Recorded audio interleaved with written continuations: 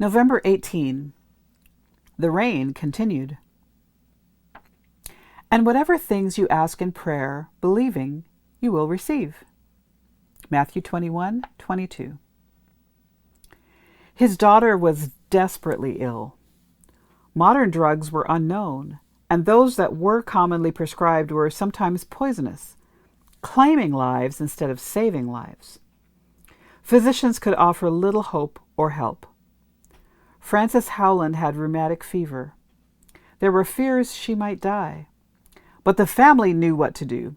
They would turn to God and pray, and He would hear their prayer. Her father, Stockbridge Howland, believed God could heal his daughter.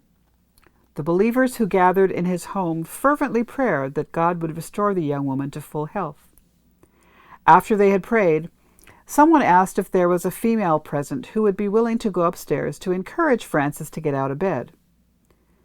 Had she not been healed? The woman who volunteered took Frances by the hand and said, "Sister Frances, in the name of the Lord, arise and be whole." Frances dressed and went downstairs to join the group. She was well. It is one thing to pray, but another to act on faith. Imagine how many more prayers would be answered in the affirmative if those who prayed truly believed God was able to do what was being asked. As I stood on the platform about to preach at a camp meeting, the sound of the rain falling on the roof of the tent was deafening. In my opening prayer, I prayed that God would stop the rain so the sermon could begin. I could barely be heard, but I prayed in faith, knowing God could cause the rain to stop falling. During the prayer, the deluge went on.